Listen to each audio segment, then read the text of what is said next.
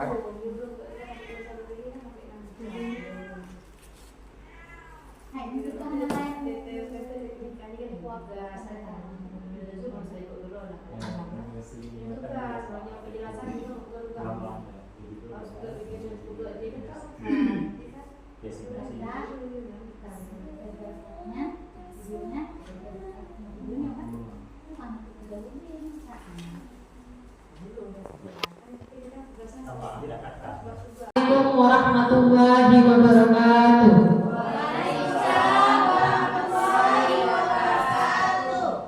Alhamdulillahirabbil alamin. Assalatu wassalamu ala asrafil anbiya'i wal mursalin wa ala alihi washabbihi ajmain. Amma ba'du.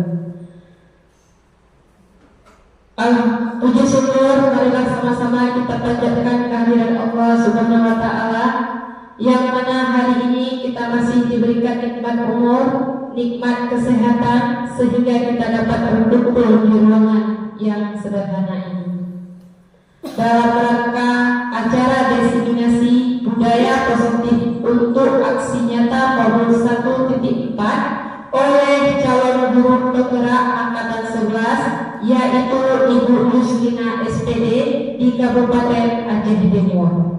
Salawat berangkaikan salam tak lupa juga kita sanjungkan kepada Nabi besar Muhammad Sallallahu Alaihi Wasallam yang mana beliau telah bersusah payah membawa kita dari alam kegelapan ke alam yang terang benderang dan dari alam kebodohan ke alam yang berilmu pengetahuan seperti yang kita rasakan saat sekarang ini. Yang saya hormati Bapak Kepala Sekolah SD Negeri Jamabale atau yang mewakili, dan yang saya hormati Bapak Ibu Guru yang menjadi audien pada hari ini. Baiklah hadirin yang saya hormati, untuk mengawali acara kita pada hari ini, marilah sama-sama kita dengarkan lantunan ayat suci Al-Quran yang akan dibacakan oleh Ibu Febrianisa. Kepada Ibu dipersilakan. Assalamualaikum warahmatullahi wabarakatuh. Waalaikumsalam warahmatullahi wabarakatuh.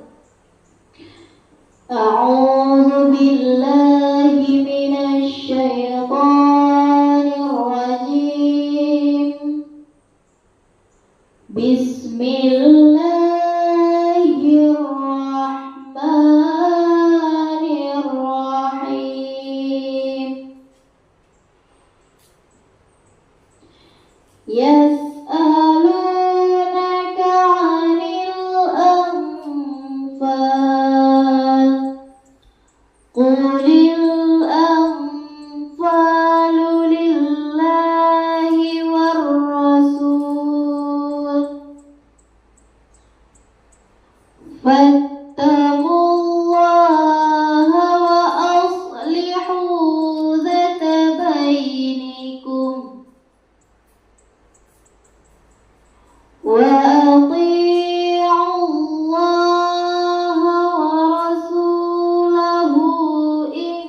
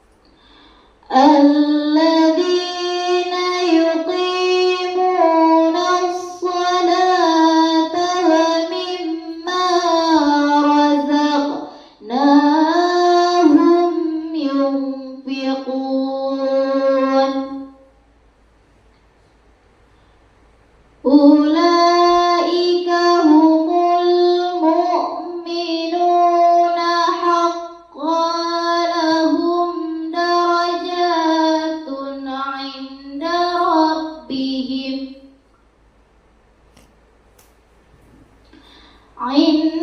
rabbihim wa maghfiratun wa rizqun karim. Sadaqallahul azim. Assalamualaikum warahmatullahi wabarakatuh.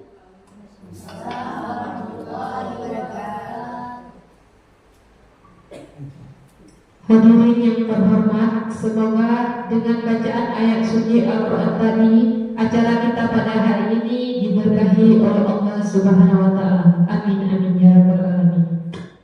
Selanjutnya menyanyikan lagu Indonesia Raya dan dilanjutkan dengan Mars Guru Negara yang dipandu oleh Ibu Fahraini. Kepada Ibu dipersilakan.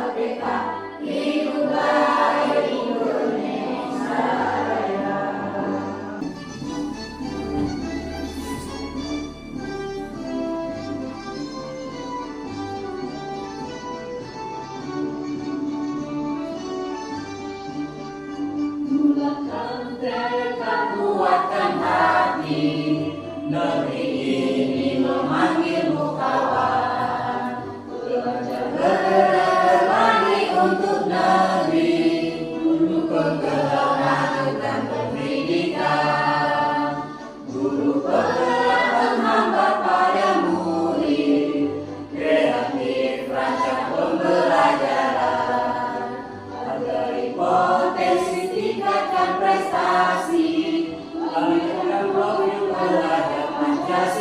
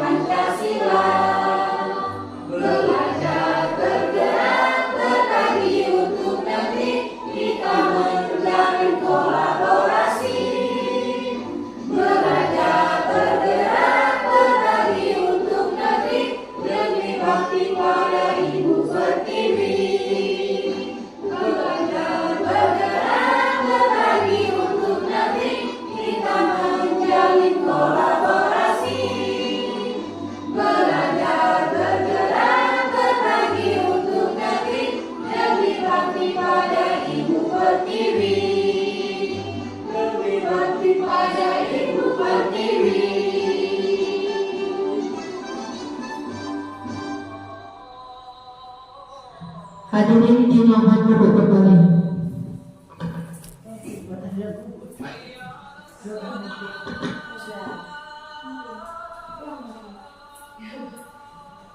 Selanjutnya, arahan dan bimbingan dari Kepala Sekolah SD Negeri Jambabare atau yang mewakili kepada Ibu Yazamiati dipersilakan.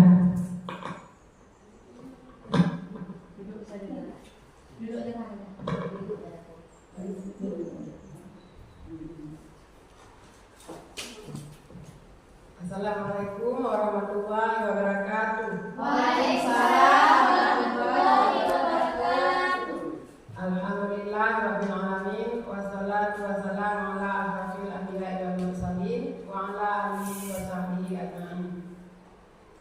Pertama-tama marilah kita puji dan syukur kehadirat Allah Subhanahu wa taala yang telah memberi kita kesehatan sampai hari ini sehingga dapat berkumpul di tempat yang berbahagia ini.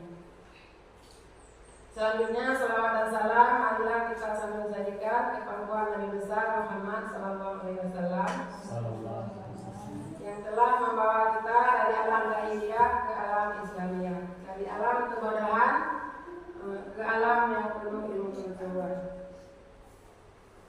Penghormatan saya kepada seluruh dewan guru dan kawan-kawan yang telah berhadir di dalam ruangan ini. Pada kesempatan ini saya selaku mewakili atasan ingin mengatakan sepatah dua kata mengenai guru penggerak.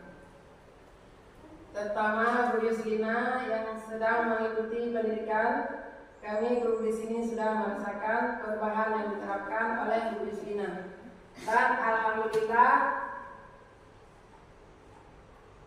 Dan alhamdulillah Bu Yuslina pun mau berbagi ilmu yang didapatkan selama mengikuti PGP.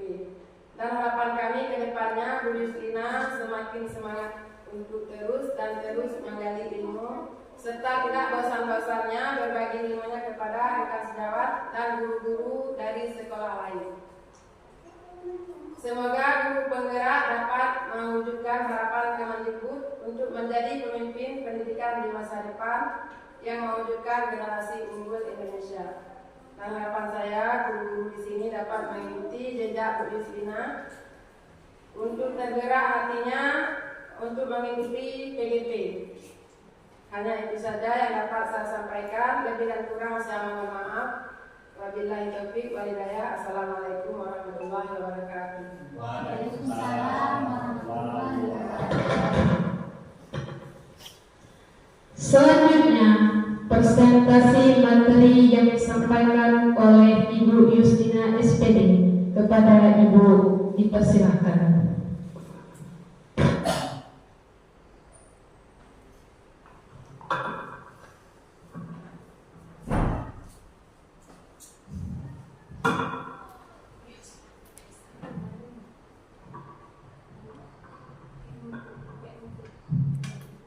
Bismillahirrahmanirrahim. Assalamualaikum warahmatullahi wabarakatuh.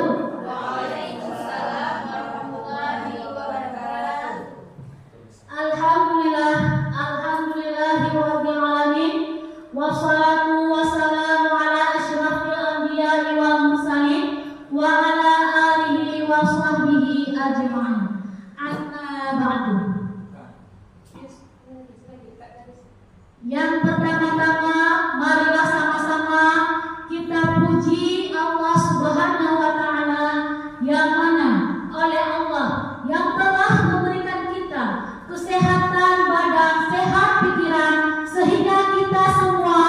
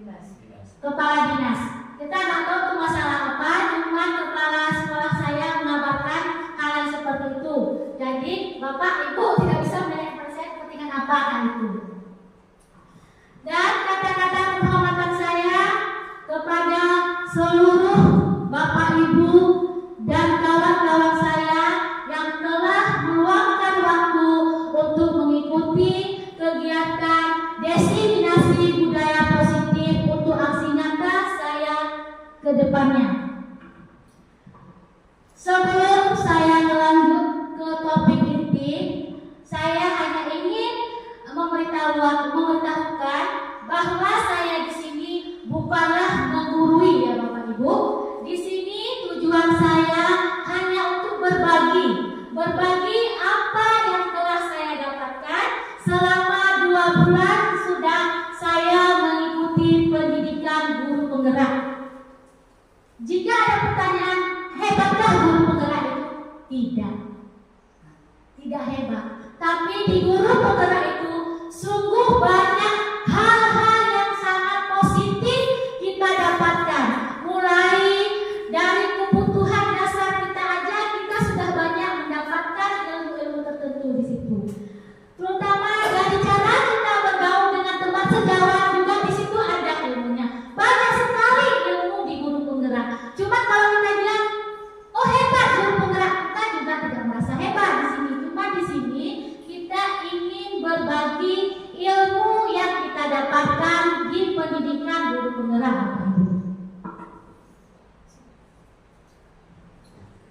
Baiklah, sekarang jangan dulu sedikit ya Bapak Ibu. Kenapa saya berada di depan Bapak Ibu? Itu bukan karena saya hebat, bukan. Karena saya tidak juga bukan.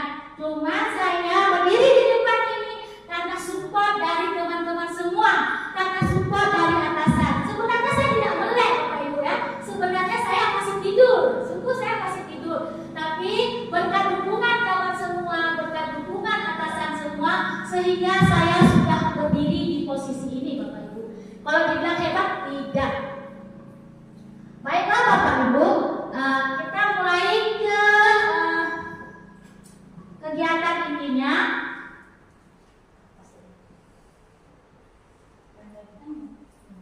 Baiklah Bapak Ibu, kita akan masuk ke dalam kegiatan intinya, yaitu diseminasi budaya positif untuk aksi nyata modul 1.4. Di budaya positif, di saat kita dengar budaya positif, kata positif itu apa? Kata positif itu apa? Kita dengar pasti itu yang bagus-bagus, bukan Bapak Ibu? Yang namanya positif itu pasti yang bagus-bagus, yang elok-elok tentunya. Jadi sebelum kita menuju ke sana, kita lihat dulu tujuan pendidikan Bapak Ibu ya. Tujuan pendidikan menurut Ki Hajar Dewantara adalah menuntut segala kodrat yang ada pada anak-anak agar mereka dapat mencapai keselamatan dan kebahagiaan yang setinggi-tingginya, baik sebagai manusia maupun sebagai anggota masyarakat. Itu tujuan pendidikan menurut kenalkah gambar yang di depan Bapak Ibu? Tokohkah beliau? Memberikan beliau? Siapa beliau? Tokoh pendidikan kita. Di sini tujuan pembelajaran kita, kalau dulu saya merasa, saya dulu ya, pertama saya dulu mengajar, kayaknya saya seperti menuntut kepada anak-anak saya Bapak Ibu, menuntut anak-anak saya itu harus bisa. Apa materi yang saya kasih, apa yang saya transferkan, anak murid saya itu harus bisa. Tapi setelah saya di pendidikan, baru tahu, rupanya kita harus menuntut si anak, bukan menuntut si anak.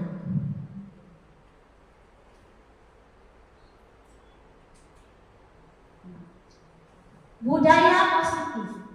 Budaya positif di sekolah yaitu nilai kebiasaan di sekolah yang berpihak pada murid agar mereka dapat berkembang menjadi pribadi yang kritis, penuh hormat dan tanggung jawab sesuai dengan profil pelajar Pancasila. Untuk mendapatkan budaya positif di sekolah itu Bapak Ibu tidak bisa secara instan, tidak bisa secara instan. Oh, aku bisa bergerak sendiri, itu tidak akan bisa. Karena itu butuh kebiasaan yang membutuhkan waktu lama.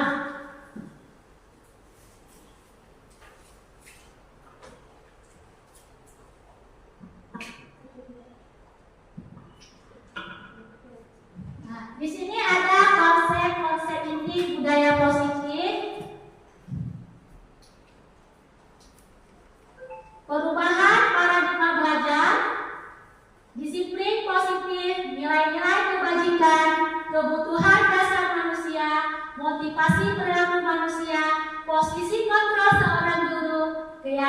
kelas segitiga restitusi. Itu adalah inti-inti dari budaya positif, Bapak Ibu.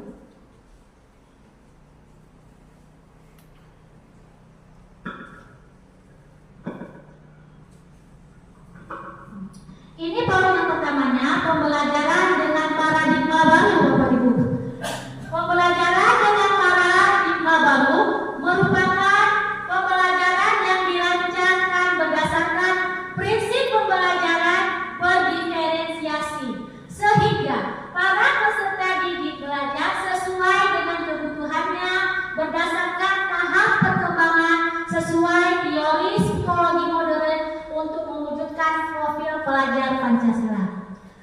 Di dalam pendidikan, apapun yang kita lakukan tujuannya kepada profil pelajar Pancasila yang ada 6 item yang disampaikan. Apapun yang kita lakukan, tujuannya ke pelajar, profil pelajar Pancasila. Apapun Bapak Ibu, itu tidak boleh melenceng dari profil pelajar Pancasila.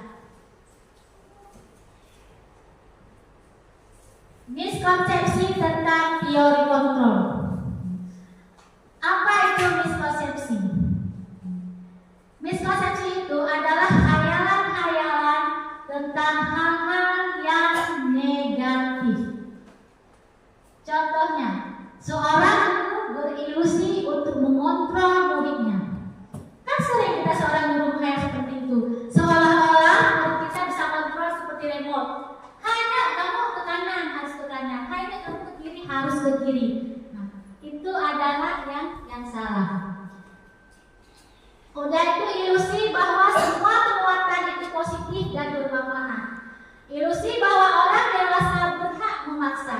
Kita kan biasa ada hampir kalau kita kurang wawasan, kita akan beranggap aku yang kuat, aku yang berkuasa. Itu adalah salah satu miskonsepsi tentang teori kontrol. Udah itu ilusi bahwa kritik dan membuat rasa bersalah mampu membuatkan karakter. Juga itu terbiasa dalam kalangan masyarakat kita, Bapak Ibu. Di saat orang ada kesalahan, kita langsung kritik. Hei, itu salah, itu belum tentu bisa membuatkan karakter. Bisa jadi itu menjatuhkan semangat orang tersebut, Bapak Ibu. Jadi kita di saat ada orang yang berbuat salah, kita nggak boleh langsung memvonis, langsung menghakimi. Itu tidak boleh, Bapak Ibu. Nah, disinilah ini adalah miskonsepsi, ada ilusi-ilusi yang salah. Kita nggak bisa beranggapan seperti itu, Bapak Ibu ya. Dan hal berikutnya mengubah paradigma stimulus respon ke pendekatan teori kontrol. Nah, sambil saya jelaskan, Bapak Ibu bisa membacanya. Realita, kebutuhan kita sama. Sedangkan di teori kontrolnya, kebutuhan kita berbeda. Jadi kita tidak bisa beranggapan sama, tidak bisa beranggapan sama kebutuhannya. Contoh, ada orang yang kebutuhan makannya 1 hari 3 kali, tapi ada orang yang kebutuhannya makan 1 hari 2 kali. Itu tergantung kebutuhan masing-masing. Jadi kita tidak bisa beranggapan sama, Bapak Ibu ya. Udah itu, semua orang memiliki hal yang sama. Itu di stimulus responnya. Kita lihat perbandingannya ke teori kontrolnya. Setiap orang memiliki gambaran yang berbeda. Ini kita kasih contoh aja. Kita di sini sama-sama. Saya berdiri di depan ini. Itu lain-lain gambaran dari Bapak Ibu semua. Nggak akan mungkin Bu Ismidar itu beranggapan sama dengan Bu Aisyah. Makanya setiap orang memiliki gambaran yang berbeda, Bapak Ibu ya. Kita boleh berpakaian sama warna putih, berjubah hitam, tapi gambaran yang dinilai sama orang itu pasti akan berbeda-beda. Dan ketika kita mencoba orang agar berpandangan sama dengan kita, di teori kontrolnya kita berusaha memahami pandangan orang lain tentang dunia. Nah, di sini kita tidak bisa sebenarnya mengubah itu. Makanya kita berusaha memahami pandangan orang lain tentang dunia. Jadi pandangan itu beda-beda gitu ya. Beda-beda, apalagi kita sama, rami, itu cukup banyak ide-ide yang berbeda. Disinilah kita belajar untuk menerima semua perbedaan itu. Jangan sebuah sebuah perbedaan itu kita buat untuk suatu kesenjangan di antara kita. Ya Bapak Ibu, kita sudah bisa mengubah paradigma stimulus ke pendekatan teori kontrol Bapak Ibu ya. Yang ini nggak bisa kita jelaskan lagi, insya Allah Bapak Ibu. Saya yakin Bapak Ibu dari poin berikutnya sudah mengerti ya. Disiplin positif. Kata positif dimulai. Kalau namanya positif itu pasti baik-baik saja. Siapa yang ingin memberi pendapat tentang disiplin positif? Ada? Ada yang ingin?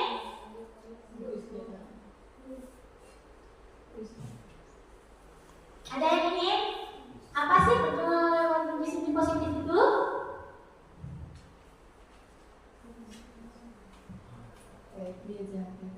Baiklah, kalau nggak ada, saya coba jelaskan karena ini kan masih permulaan ya, belajar. Bapak Ibu, nanti Bapak Ibu semangat dulu. Nah, semangat Bapak Ibu itu juga membangkitkan semangat ke saya yang di depan. Kalau Bapak Ibu tidak semangat, gimana saya yang di depan? Ya lebih kita semangat lagi. Masih semangat? Alhamdulillah. Nah, disiplin positif. Disiplin berasal dari kata disiplina, yang artinya belajar. Bisa juga kita biasanya disiplin itu apa? Aturan. Bisa jadi disiplin itu apa? Patuh. Iya, disiplin itu apa? Tanggung jawab. Itu semuanya tidak ada yang salah Bapak Ibu. Nah, disiplin mengacu pada disiplin diri yang memiliki tanggung jawab terhadap apa yang kita lakukan berdasarkan nilai-nilai yang kita yakini. Disiplin positif adalah satu cara penerapan disiplin yang bertujuan untuk menumbuhkan kesadaran serta memberdayakan peserta didik tanpa imbalan penghargaan atau reward, ancaman atau hukuman. Sebagai pendidik, saya bertujuan untuk menciptakan peserta didik yang memiliki disiplin diri sehingga mereka berperilaku mengacu pada nilai-nilai kebajikan universal dan memiliki motivasi intrinsik dalam perubahan perilaku ke arah yang lebih baik. Itu tujuan saya. Kenapa harus motivasi intrinsik? Di depannya nanti akan kita jelaskan apa sih perilaku motivasi intrinsik dan apa sih motivasi perilaku intrinsik. Sampai di sini Bapak Ibu sudah bisa kita lanjutkan? Ya, masih semangat Bapak Ibu? Masih. Ini kita lanjut ke poin berikutnya tentang kebutuhan dasar manusia. Apakah kita sebagai manusia mempunyai kebutuhan dasar? Iya, tentu punya Bapak Ibu. Kebutuhan dasar semua manusia itu pasti punya. Cuma saya hanya mengecek konsentrasi kakak nih Bapak Ibu saya di ruangan. Kebutuhan dasar manusia adalah segala sesuatu yang kita lakukan untuk mendapatkan apa yang kita inginkan. Seluruh tindakan yang kita lakukan memiliki tujuan tertentu. Dan semua usaha terbaik yang kita lakukan adalah dalam rangka agar kebutuhan dasar kita terpenuhi dengan baik, Bapak Ibu. Gimana kita pahami ini? Semua yang kita lakukan tujuannya adalah untuk memenuhi kebutuhan kita, Bapak Ibu, kebutuhan kita. Kenapa sih dia mondar-mandir? Orang itu punya tujuan. Kenapa sih orang itu belajar? Orang itu juga punya tujuan. Semua perilaku manusia itu mempunyai tujuan. Salah satu tujuan itu hanyalah untuk memenuhi kebutuhan dasar mereka masing-masing.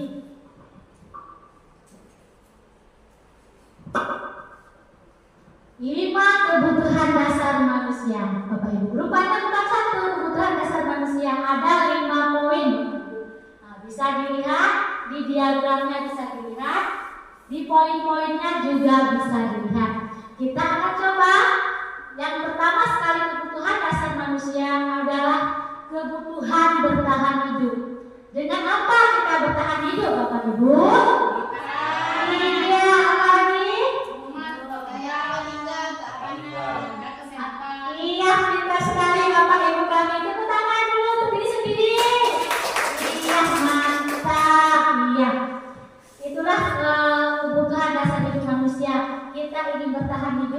butuh makan, kita butuh pakaian, kita butuh tempat tinggal, kita butuh keamanan, dan kita butuh kesehatan.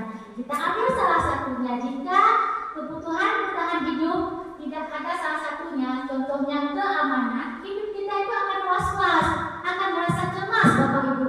Seperti ada ketakutan. Itu jika kita tidak mendapatkan kebutuhan bertahan hidup yang keamanan. Kalau yang lain makanan mungkin Bapak Ibu udah lebih pinter, udah lebih tahu dari awal-awal, kita cuma mengulang, Bapak Ibu.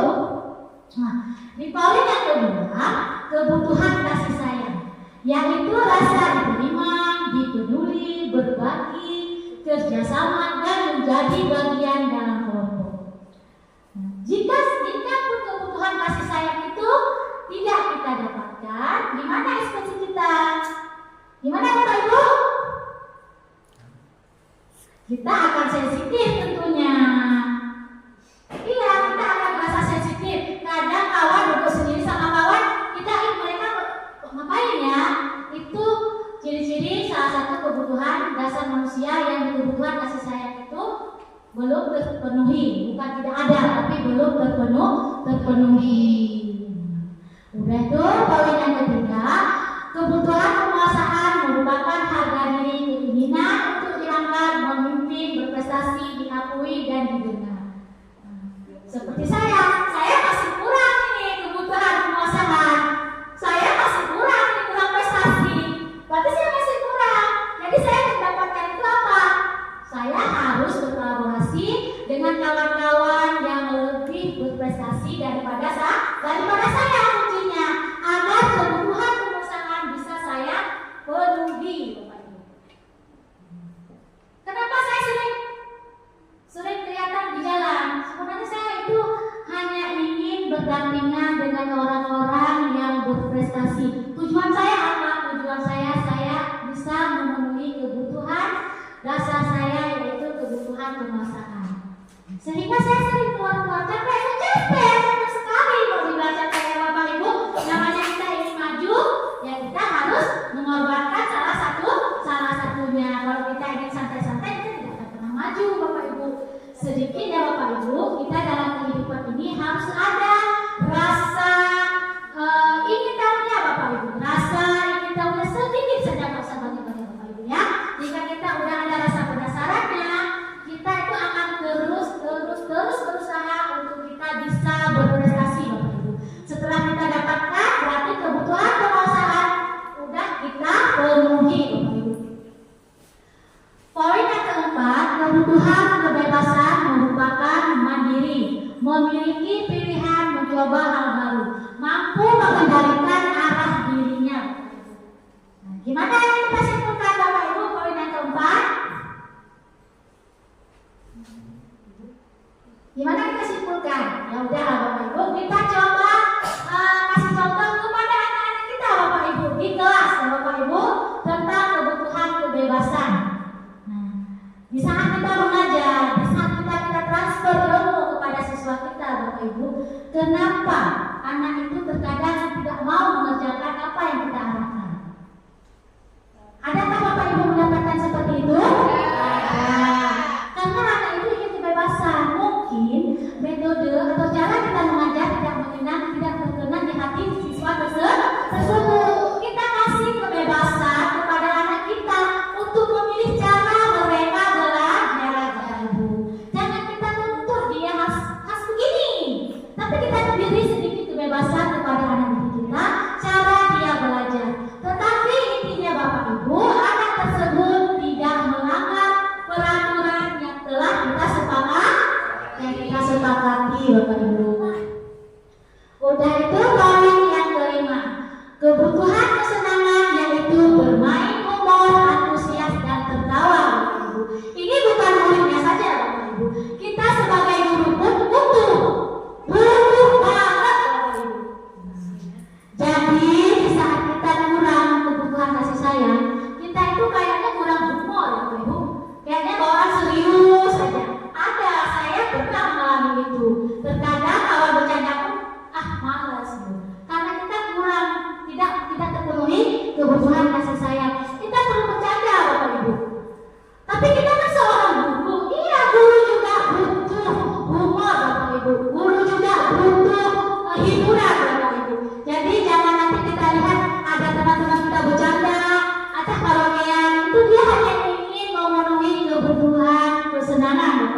Jadi kita jangan merasa aneh di situ Bapak Ibu. Itu cara memenuhi 5 kebutuhan dasar manusia itu berbeda-beda Bapak Ibu ya. Jadi kita tidak bisa beranggapan sama. Ini kayaknya udah nggak fokus ya. Kita coba tes kefokusan ya. Bisa? Oke. Siap? Siap. Semangat kali Mas ya. Ya, sekarang kita tes kefokusan kita semua ya. Saya bagikan kertas kurangnya dulu.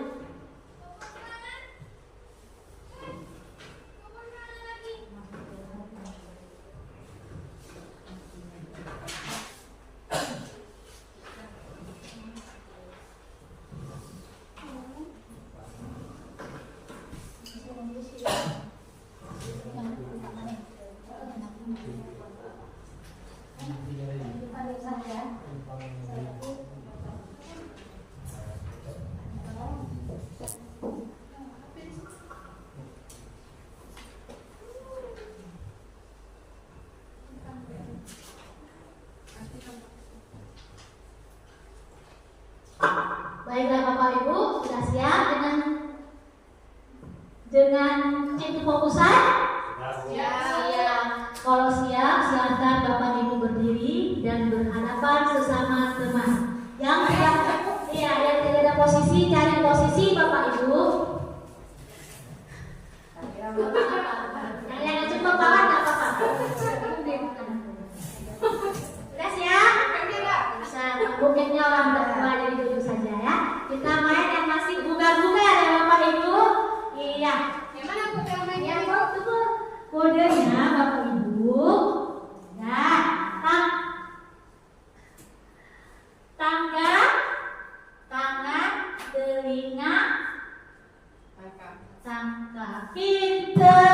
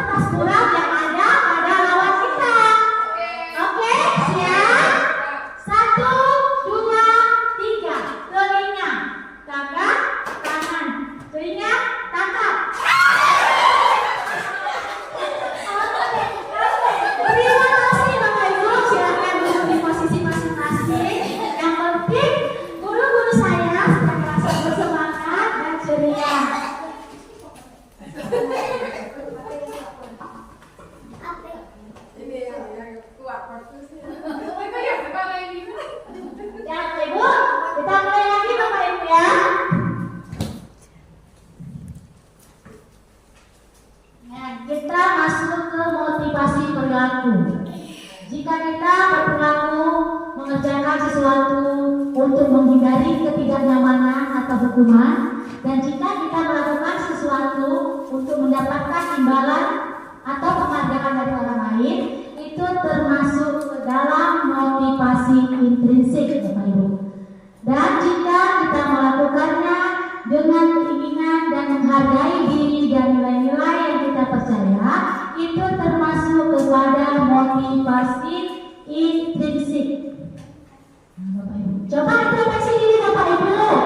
Apakah Bapak Ibu melakukan sesuatu itu berdasarkan keinginan sendiri, dengan kesenangan sendiri, atau dengan hal-hal dorongan dari luar, Bapak Ibu? Contohnya Bapak Ibu, kita hadir ke sekolah, diminta oleh atasan kita, dan itu peraturan yang telah ditetapkan ke sekolah pukul 7.45 itu udah tek di sekolah. Kita melakukannya, Bapak. Kita melakukannya. Yang jadi pertanyaannya, apakah Bapak Ibu melakukannya itu dengan kesadaran atau hanya untuk menghindari ketidaknyamanan, atau Bapak Ibu melaksanakannya hanya untuk mencari apresiasi? Melaksanakannya dengan senang hati. Dengan senang hati, bagus. Tapi Ibu telah melaksanakan perilaku motivasi intrinsik. Itu memang Ibu lakukan berdasarkan rasa bertanggung jawab Ibu pada diri Ibu sendiri. Tidak ada faktor lain, ya. Semoga kita semua di sini melakukan sesuatu benar-benar terdorong dari hati kita, Bapak Ibu. Jangan karena. Kenapa? Nggak boleh sih, tapi nggak indah. Kenapa? Mana nggak indahnya, Bapak Ibu? Di saat kita tidak dapat, Bapak Ibu, kita merasa, aduh saya capek, males. Nah, tapi kalau dari hati, dari hati kita sendiri, kita itu tidak pernah capek, Bapak Ibu. Kita itu puas dengan apa yang kita lakukan. Tidak pernah membanding-bandingkan, Bapak Ibu, karena kita melakukannya sungguh dari hati kita sendiri. Ya Bapak Ibu, sudah dipahami sampai sini Bapak Ibu? Iya, terima kasih.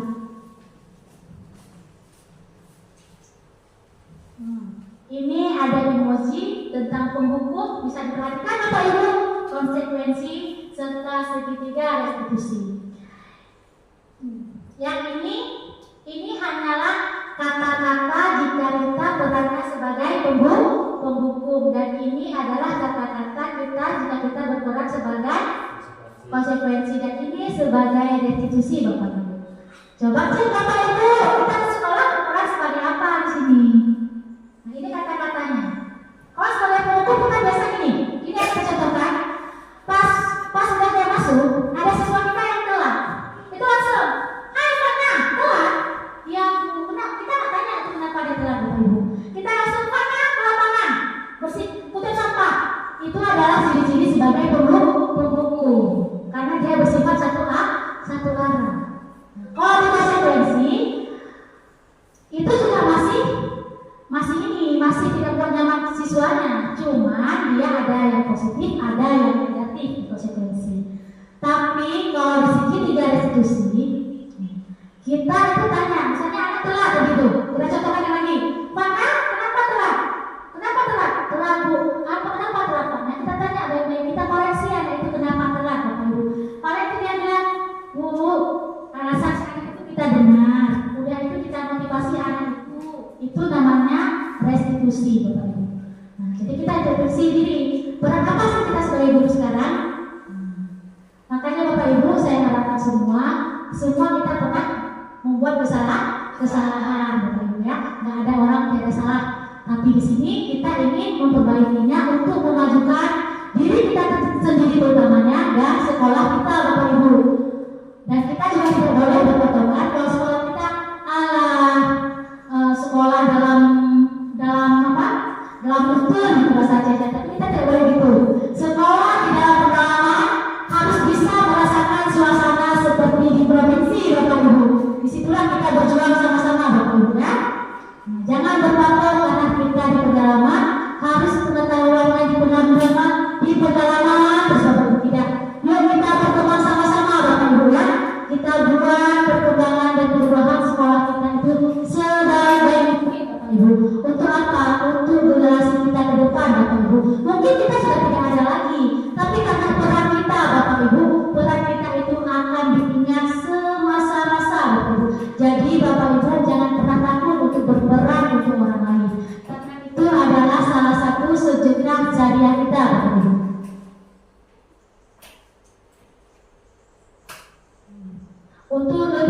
Untuk lebih apa jelasnya inilah contohnya. Pernyataan. Jika saya kecewa sekali dengan kamu. Inilah untuk kejelasannya Bapak Ibu ya. Bisa kita jelaskan lagi. Kayaknya udah ngomong lagi ya. Ngomong ya. Lanjut ya. Iya. 5 posisi kontrol. Di mana letak 5 posisi kontrol itu Bapak Ibu? Di manakah letak 5 posisi kontrol itu Bapak Ibu? Saya tanya di mana letak posisi kontrol itu?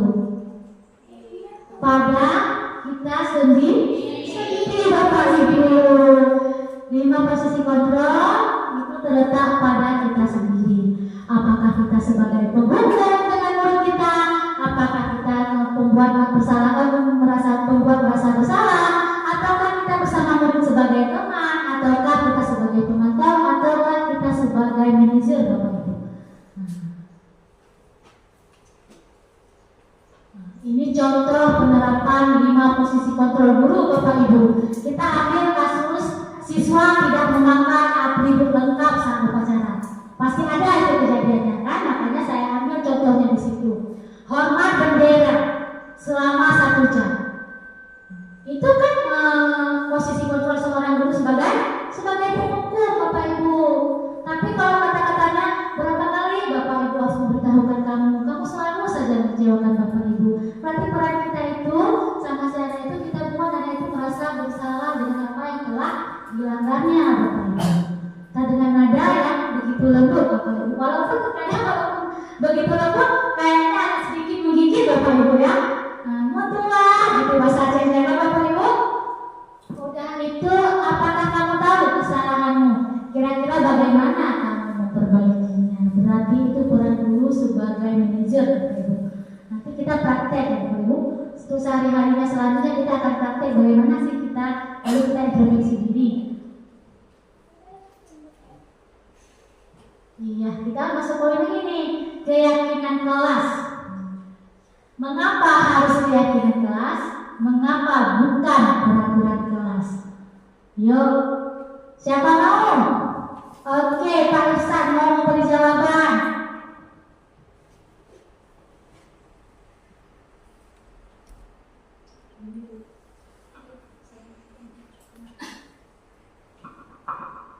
Assalamualaikum warahmatullahi wabarakatuh. Waalaikumsalam warahmatullahi wabarakatuh. Terima kasih kepada Ibu Yusrina atas kesempatannya. Di sini saya mencoba menjawab mengapa harus keyakinan kelas dan mengapa bukan peraturan kelas. Iya. Mungkin saya menjawab satu aja. Kalau yang peraturan mungkin saya masih kurang mengerti Ibu. Mengapa harus keyakinan kelas? Berarti keyakinan kelas berarti hal yang kita yakini kita buat bersama Ibu. Misalkan kita di SD guru kelas ya. Berarti antara wali kelas, guru kelas, misalnya saya guru kelas 6, membuat keyakinan bersama siswa kelas 6, membuat suatu komitmen bagaimana kita menjaga suasana dalam kelas bersama. Berarti kita berkolaborasi bersama dengan anak-anak supaya demi keamanan dan keindahan lokal kita sendiri. Terima kasih Ibu. Iya Bapak Ihsan, sedikit Bapak Ihsan, kapan Bapak Ihsan melakukannya? Saya sering melakukan keyakinan kelas pada awal semester Ibu. Iya, benar sekali Pak Ihsan. Tangan untuk Pak Ihsan. Iya, terima kasih Pak Ihsan atas jawaban pembantunya. Terima kasih.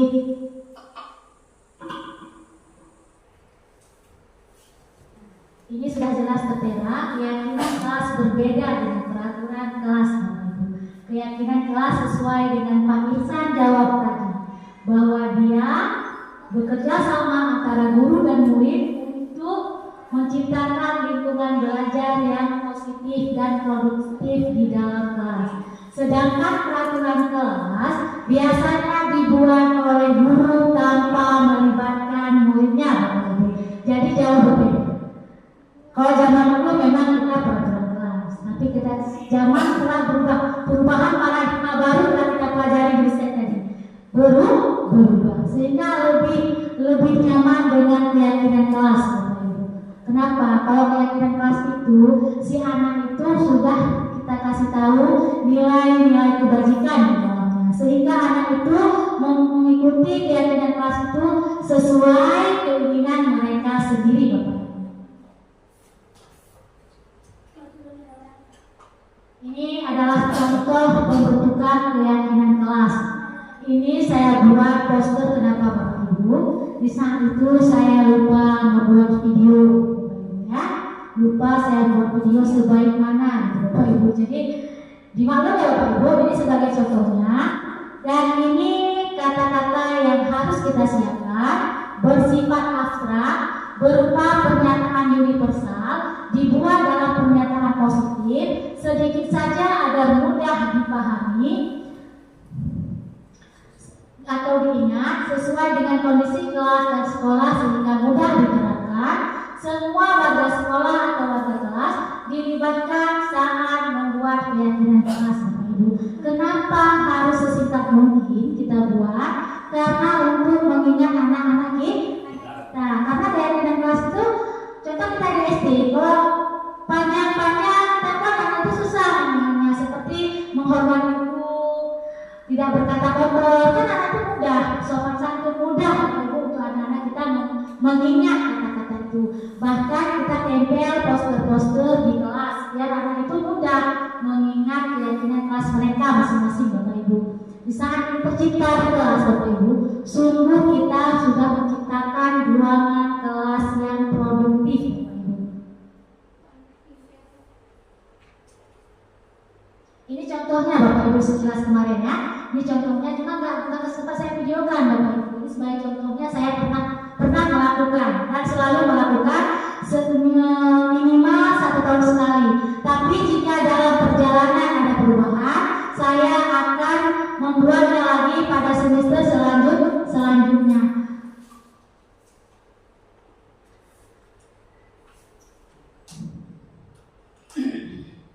Ini adalah sebuah komitmen.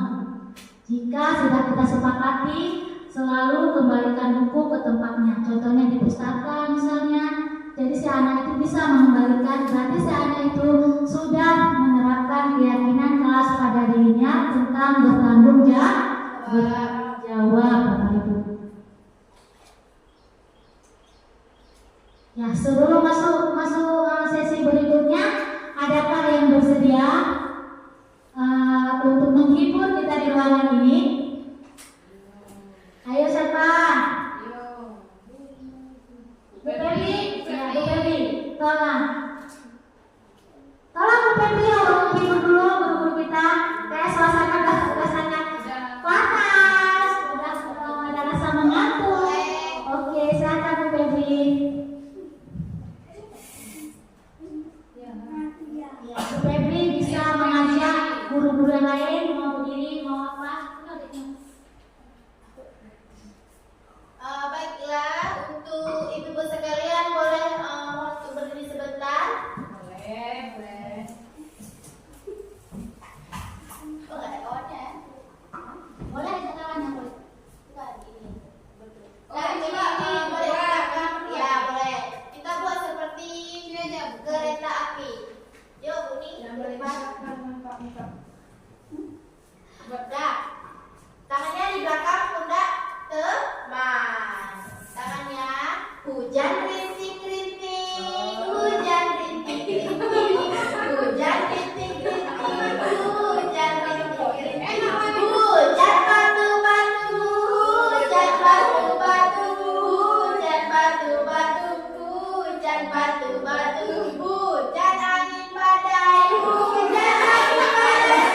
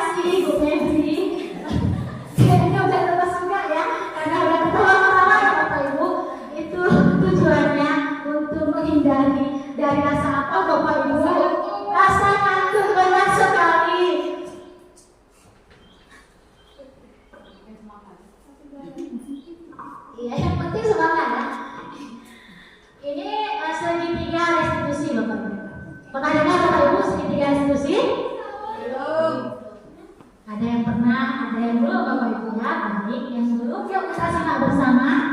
Segitiga restitusi suatu proses dialog yang dijalankan oleh guru agar menghasilkan murid yang mandiri dan bertanggung jawab. Ini adalah segitiga restitusi. Ada 3 item di dalamnya. Ini salah satunya menstabilkan identitas, validasi tindakan yang salah, dan menanyakan keyakinan kelas. Udah, baby? Iya, baby semangat ya.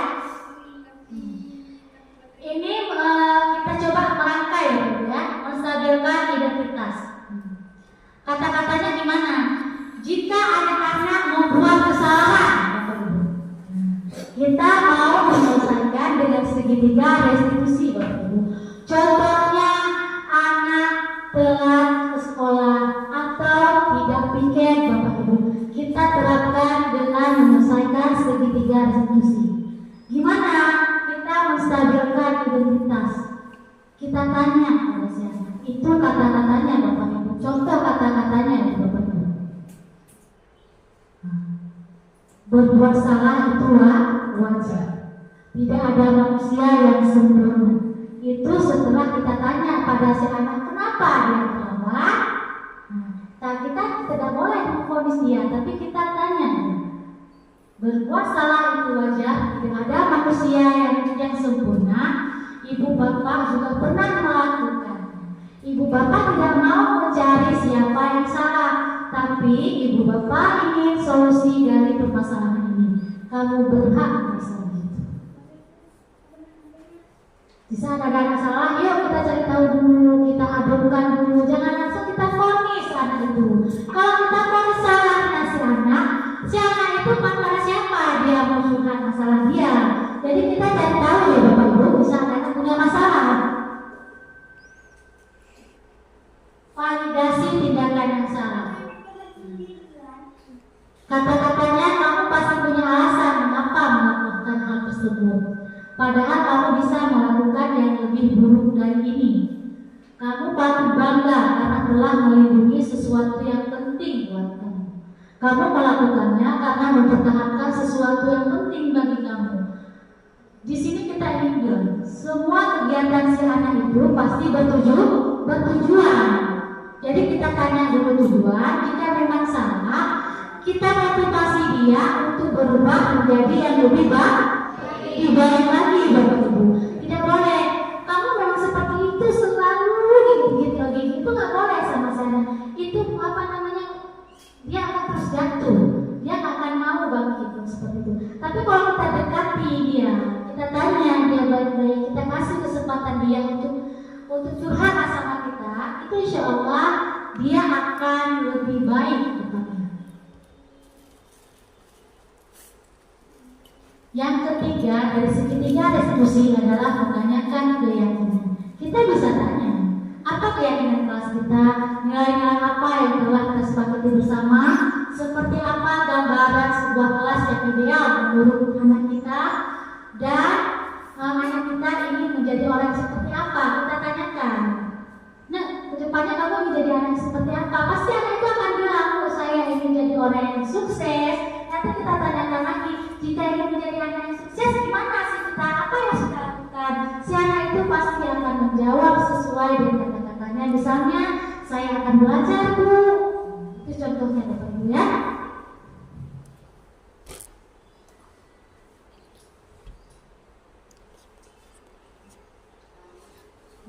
Ini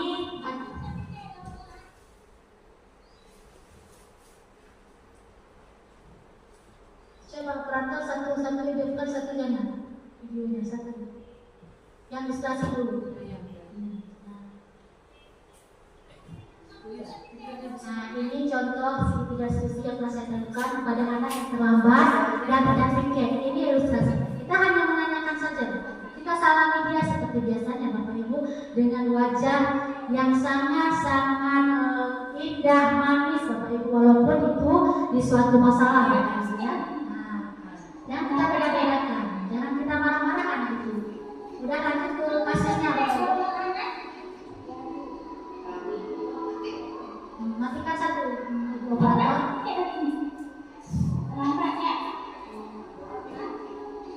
Maka satu. Nah, itu adalah contoh penerapan segitiga restitusi yang saya lakukan. Bapak Ibu, itu contohnya kepada anak tadi yang terlambat dalam berpikir.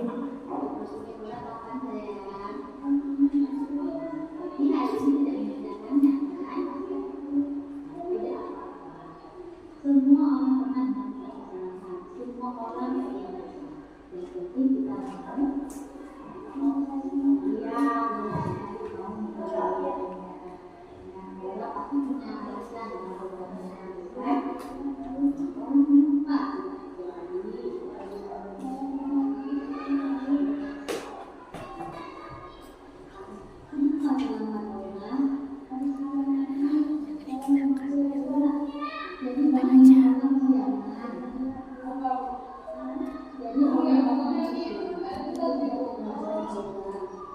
Kita membuat solusinya orang tahu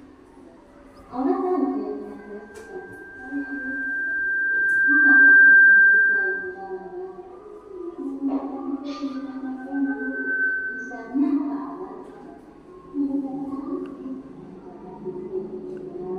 apakah orang yang dia tidak bekerja bagaimana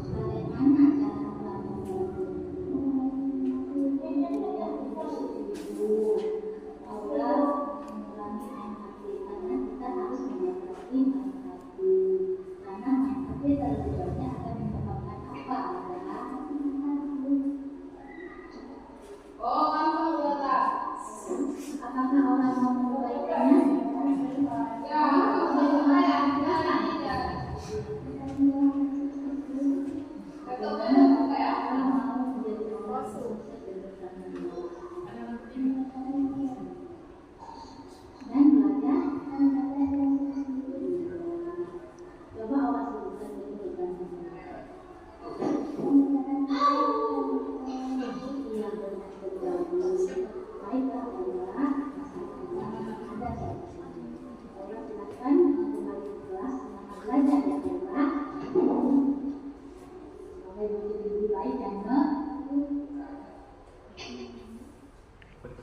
Itulah Bapak Ibu yang pernah saya lakukan. Itu hanya sebagai contoh Bapak Ibu. Semoga kedepannya kita bisa melakukan bersama-sama Bapak Ibu untuk memotivasi siswa kita yang lagi dalam masalah, dan kita tidak menjatuhkannya, tapi kita buat motivasi buat dia untuk lebih baik Bapak Ibu ya. Kesimpulan Bapak Ibu dalam penerapan program disiplin positif, hendaknya guru memiliki standar kepribadian, profesional, dan sosial yang baik, di mana guru mampu merefleksikan dirinya dalam posisi kontrol saat ini. Bagaimana perjalanan dirinya sebagai among atau manajer yang menuntut murid-muridnya menjadi insan yang mandiri, merdeka, dan bertanggung jawab. Selesai sudah materi kita Bapak Ibu. Sekarang kita buka sesi pertanyaan. Ya, kita buka sesi pertanyaan. Ada Bapak Ibu yang ingin bertanya Bapak Ibu ya. Nah, kita kasih kesempatan. Tanya setelah presentasi kita tidak memberi kesempatan kepada Bapak Ibu untuk bertanya. Karena ada pertanyaan-pertanyaan yang terselubung di hati Bapak Ibu. Siapakah yang mau bertanya? Oh boleh, silakan Mbak Aisyah. Assalamualaikum warahmatullahi wabarakatuh. Waalaikumsalam warahmatullahi wabarakatuh. Nama saya Aisyah, berasal dari SD Jauhane. Saya ingin bertanya, tadi ada perilaku intrinsik dan ekstrinsik. Kenapa kita harus berperilaku intrinsik dan bukan ekstrinsik? Sekian, terima kasih. Terima kasih Bapak Aisyah atas pertanyaannya. Saya akan coba menjawab Bapak Aisyah. Kenapa kita harus berperilaku intrinsik ya Bu Aisyah? Kenapa bukan ekstrinsik ya Bu Aisyah? Ya sedikit tadi kan ada penjelasannya. Itulah kenapa saya buka sesi pertanyaan. Mungkin ada yang kurang jelas. Saya mencoba ya Bu Aisyah. Kenapa kita berperilaku intrinsik? Karena berperilaku intrinsik itu hadir dalam kita melakukannya dalam bentuk kesadaran, bukan karena dorongan orang lain, bukan karena kita mengharapkan sesuatu, sehingga kita betul berperilaku intrinsik, bukan ekstrinsik. Karena kalau ekstrinsik itu berperilaku yang negatif, walaupun sekiranya tidak nampak, tapi kalau perilaku ekstrinsik itu berbentuk negatif, Begitu jawabannya, Bisa gimana dengan jawabannya? Ya, terima kasih. Ya, pada itulah saya selama mengikuti kegiatan ini, saya sangat senang karena banyak ilmu yang saya dapat daripada seperti penyesuaian masalah dengan menggunakan segitiga restitusi. Terima kasih. Terima kasih jika Bu Esa telah menerima jawaban dari saya. Jika berkurang nanti kita akan kaji bersama-sama kembali ya Bu Esa. Ya, satu lagi boleh kalau jika yang mau bertanya. Iya, Bisnida silakan.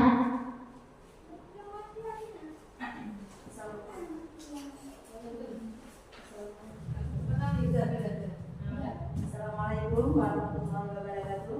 Waalaikumsalam warahmatullahi wabarakatuh. Kenalkan, nama saya Yusnida. Saya guru dari STN Jawa Balen, merupakan rekan sejawat daripada Bu Ismina. Di sini yang ingin saya tanyakan, apakah penyelesaian masalah dengan segitiga restitusi akan terselesaikan dengan maksimal? Baik Bu, hanya itu yang dapat saya sampaikan. Terima kasih. Terima kasih Bu Isnida. Baik, akan saya coba. Pertanyaan Ibu Isnida, apakah penyelesaian masalah menggunakan segitiga restitusi akan maksimal, gitu Bu?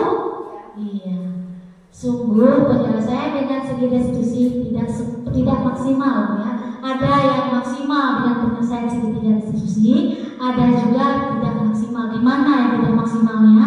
Yang tidak maksimalnya jika masalah itu sudah berbentuk fisik Bapak Ibu. Jika masalahnya sudah berbentuk fisik, itu tidak bisa kita selesaikan dengan segitiga restitusi. Nah, yang bisa kita selesaikan dengan segitiga restitusi seperti contoh-contoh yang tadi Ibu sudah. Jangan nanti kita salah pemahaman. Pas ada anak yang lempar-lemparan, bocor di bawah, kita gunakanlah metode segitiga restitusi. Kan datangannya, wow sekolah itu hebat, ya kan? Ya kita jangan salah dulu, jangan salah posisikan ya Bu Isnida.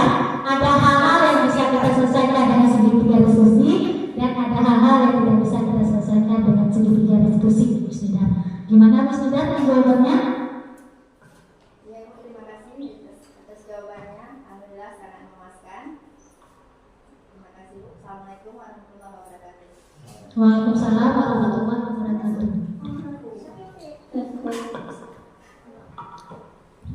Baiklah, sesi pertanyaan ditutup.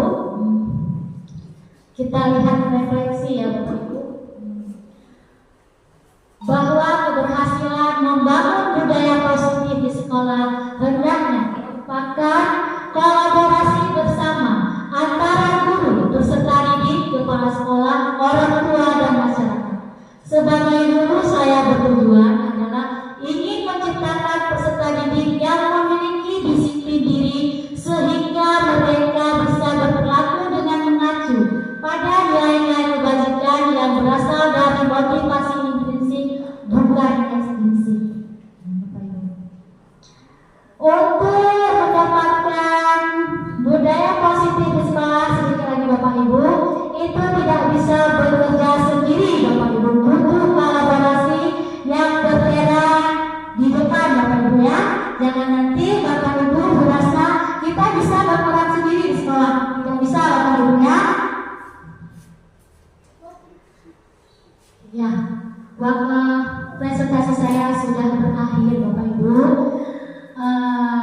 Saya ucapkan terima kasih kepada semua guru-guru saya dan teman-teman saya yang sudi kiranya mensupport saya selama ini Bapak Ibu.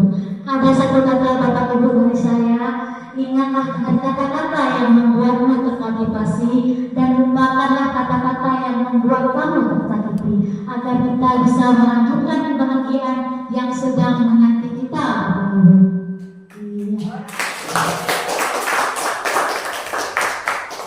Akhir kalam, wassalamualaikum warahmatullahi wabarakatuh. Waalaikumsalam warahmatullahi wabarakatuh.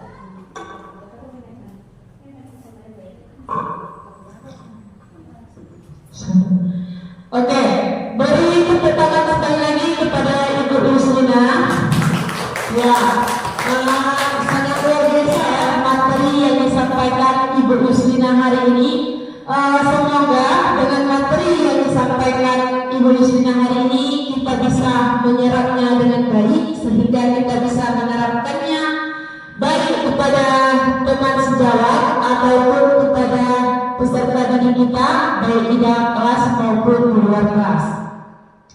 Sekali lagi kami ucapkan terima kasih Ibu karena sudah memberikan materi yang sangat luar biasa hari ini sehingga tadinya kami tidak tahu menjadi tahu. Baiklah, untuk acara selanjutnya pembacaan doa yang dipandu oleh Ibu Nurfati kepada Ibu kami silakan.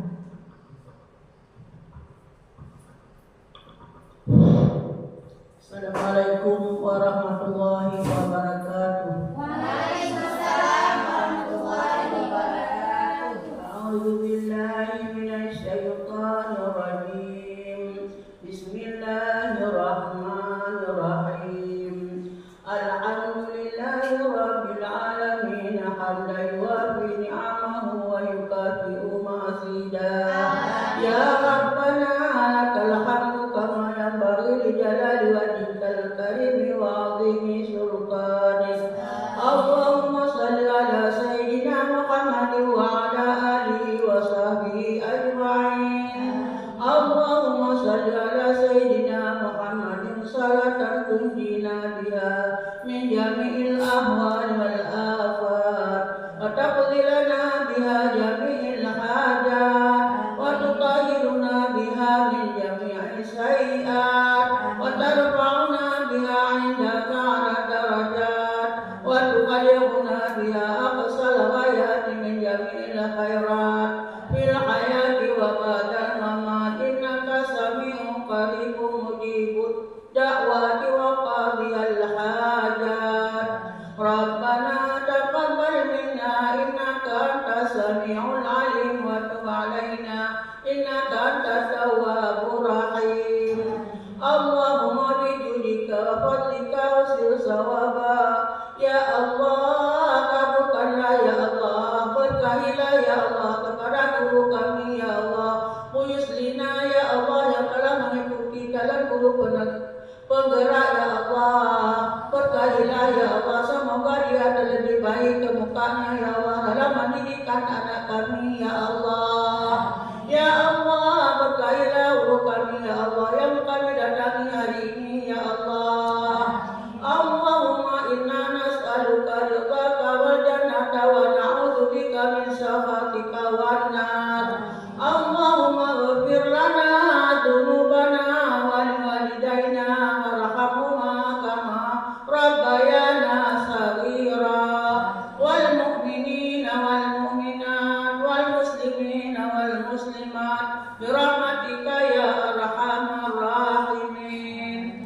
Allahumma ighfir lahum warhamhum wa'afihim wa'fu anhum wa akrim nuzulahum wa wasi' madkhalahum wa adkhilhum jannata bi rahmatika ya arhamar rahimin.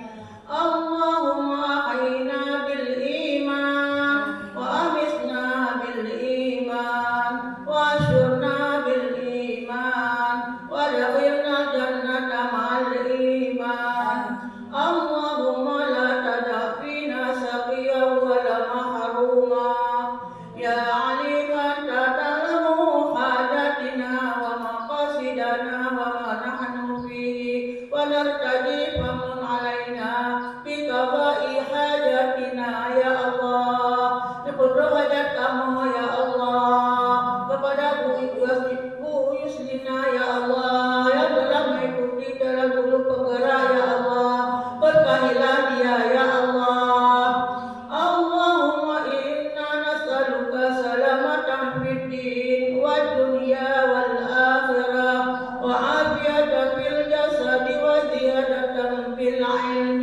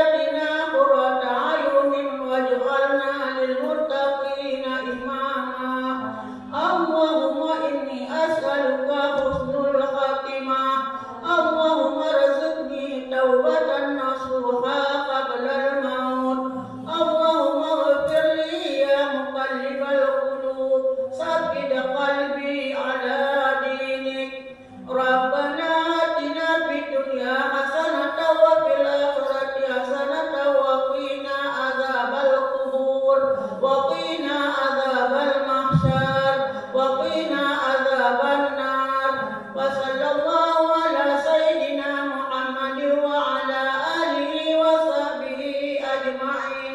الفاتحة. ورحمة الله. أعوذ بالله من الشيطان الرجيم. بسم الله الرحمن الرحيم. الحمد لله رب العالمين الرحمن الرحيم مالك يوم الدين إياك نعبد وإياك نستعين اهدنا الصراط المستقيم صراط الذين أنعمت عليهم غير المغضوب عليهم ولا الضالين. آمين. Baiklah Bapak Ibu hadirin yang terhormat, dengan berakhirnya doa tadi maka berakhir pula acara kegiatan kita pada hari ini. Saya selaku pembawa acara mengucapkan terima kasih atas segala perhatian, mohon maaf atas segala kekurangan. Wabillahi taufiq wal hidayah.